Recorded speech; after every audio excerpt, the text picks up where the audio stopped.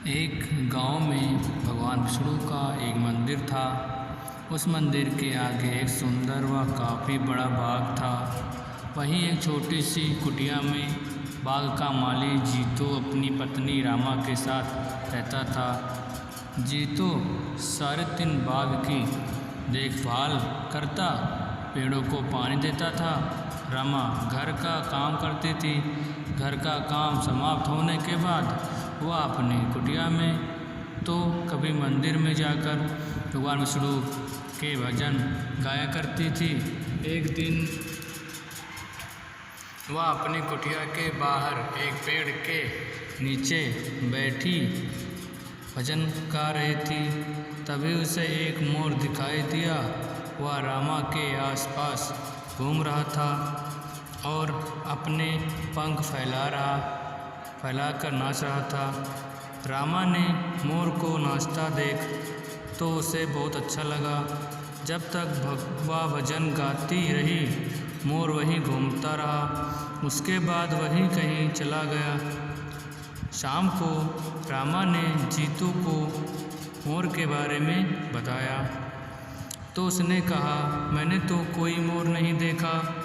अगले दिन जब रामा भजन गाने की बैठे तो मोर आ गया और भजन सुनकर नाचता रहा, फिर चला गया।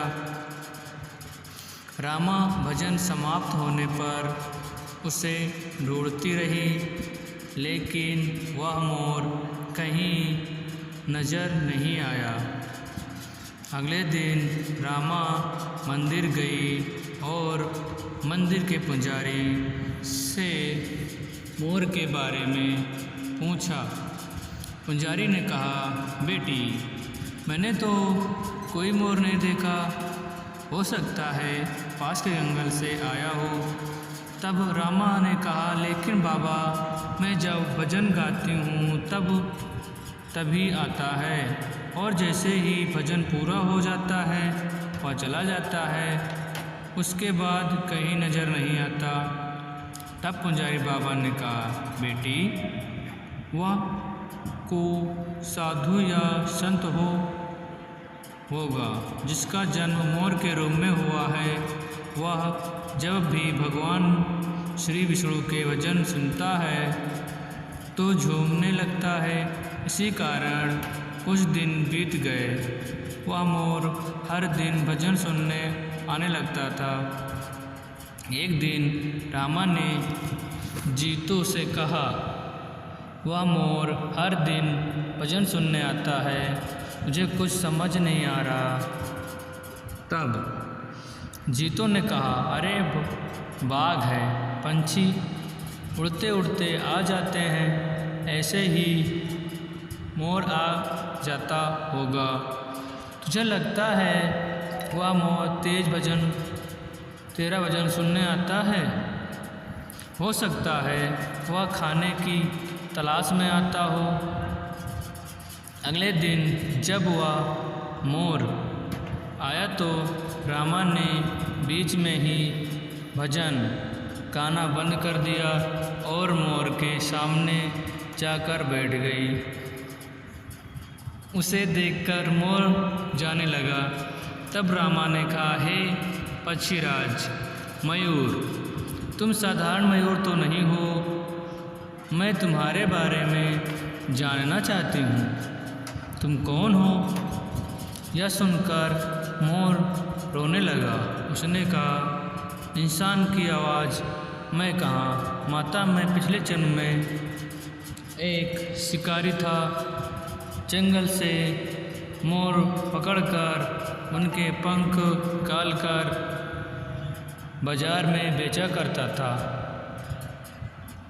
एक बार जंगल में मैंने एक मोर पकड़ा। उसके पंख निकालने के कारण वह घायल हो गया और मरने लगा। तब उसने मुझसे कहा, हे दुष्ट शिकारी, तूने धन के लालच में न जाने कितने मोरों को मारा होगा। हमारे पंख निकालने के कारण जो कष्ट हमें होता है वह तू कभी नहीं समझ सकता। इसलिए मैं तुम्हें श्राप देता हूँ कि अगले जन्म में तू मोर बने और तुझे भी इसी प्रकार कष्ट हो। यह कहकर वह रोने लगा।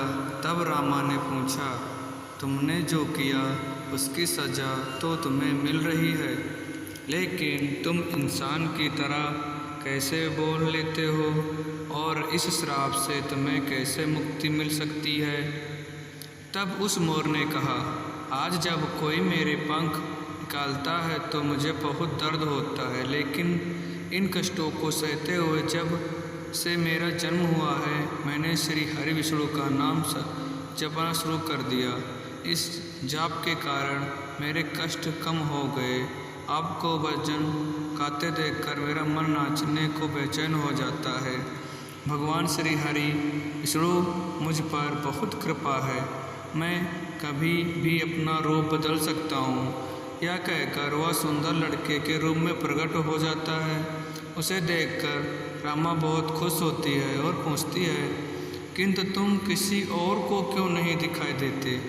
तब मोर रूपी लड़के ने कहा, मैं इंसान के रूप में रहता हूँ, किंतु जब कोई श्री हरि विष्णु के नाम का गुणगान करता है तो मैं अपने को रोक नहीं पाता और मोर के रूप में नाचने लगता हूँ। रामा ने आगे पूछा, तुम्हें इस श्राप से कैसे मुक्ति मिल सकती है? क्या मैं तुम्हारी कोई मदद कर सकती हूँ? तब मोर ने कहा, माता यह बहुत कठिन है।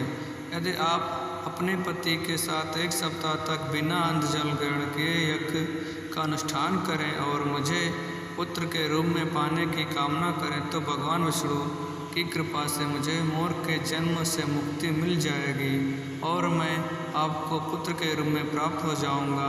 रामा ने शाम को यह बात बता जीती तो बताई। जीतू ने मंदिर के पुजारी से बात की और यज्ञ का अनुष्ठान किया। 7 दिन लगातार यज्ञ चलता रहा। 7वें दिन यज्ञ की अंतिम आहुति के साथ मोर ने अपने प्राण त्याग दिए और 9 महीने बाद रामा के गर्भ से एक तेजस्वी बालक के रूप में जन्म लिया।